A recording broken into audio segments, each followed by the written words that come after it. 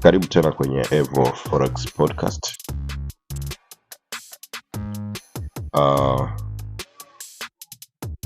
Hii ni episode ya 19.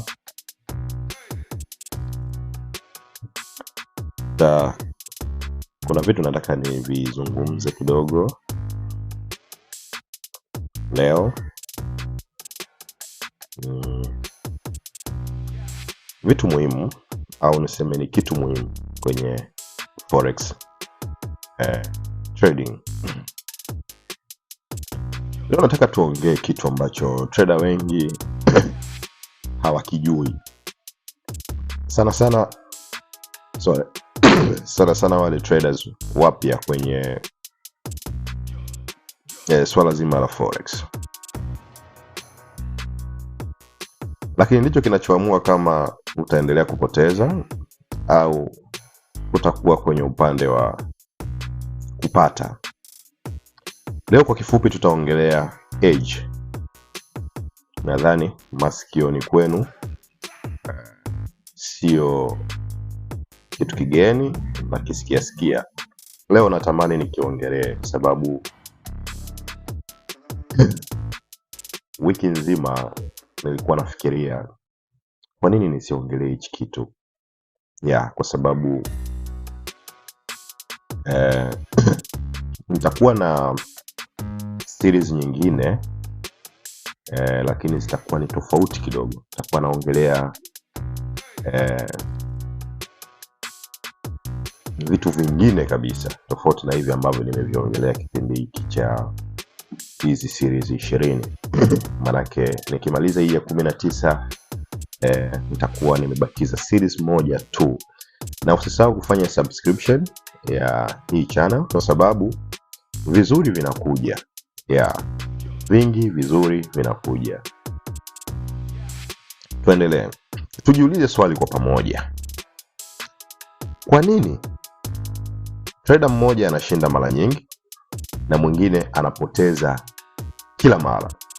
Yaani kuna mtu anashinda trading zake mara nyingi lakini kuna mtu anapoteza kila mara. Tujiulize hili swali.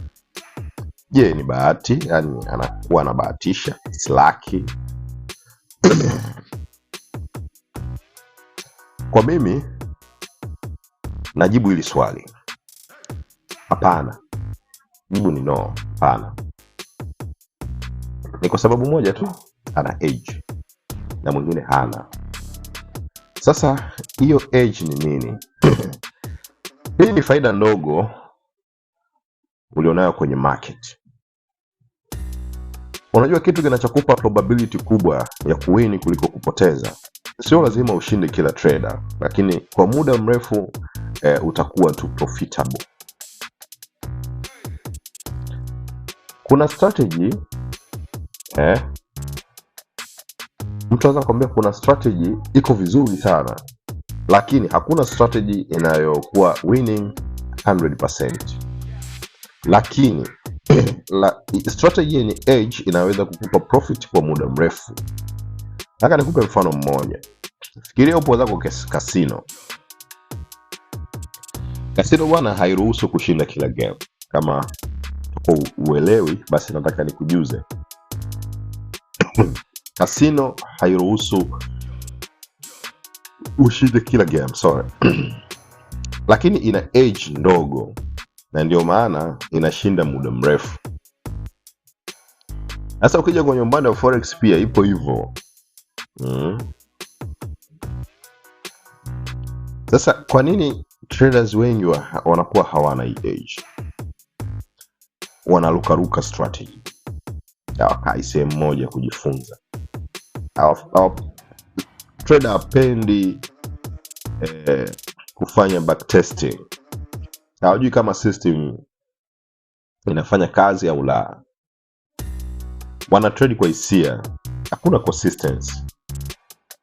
Hawana rules. Kila trade ni tofauti. Sasa namna ambavyo unaweza kuchagua edge yako. Chagua mfumo mmoja. Usichanganye vitu. Test strategy yako. Backtest kwenye chart, angalia result. Angalia win rate plus risk reward. Hapa ndipo kwenye edge inaonekana. Repeat strategy ile ile.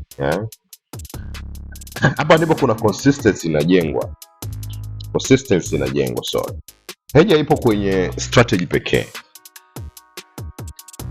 Hii ni kitu kikubwa ambacho watu pia wanatakiwa wajue.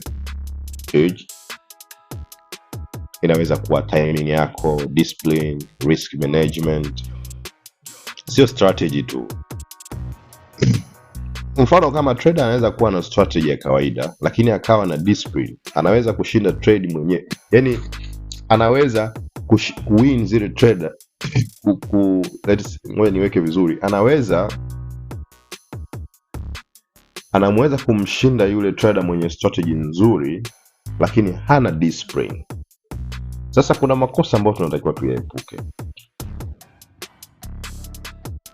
Kutafuta strategy perfect. There's no strategy ambayo iko perfect. Tuepuke hili swala. Kitu kingine nadhani kubadilisha system kila mara. We think it's not good. Pia kitu kingine cha kukiepuka ni kutotest strategy. Kama una strategy yako, hata support and resistance, backtesting. Kitu kingine cha kukiepuka, tuwe na uvumilivu pale tunapojifunza. Sasa nikwambie kitu kimoja, trader wengi wanapoteza sio kwa sababu market ni ngumu. Hawana hii kitu ambacho leo nimeamua kukizungumza, edge. Na bila edge, forex ni kama gambling. Na kumbuka, uhitaji kushinda kila trade. Nazungumza kila maelezo na rekodi. Unahitaji tu kuwa na consistency na kuifuata kwa discipline. Hapa ndipo pesa ipo. Na nitajaribu kumalizia episode na kitu kimoja kizuri sana, namna ya kuchagua broker sahihi. Kwa hiyo stay tuned, nitakupa hii nondo moja nzuri sana. Asanteni sana.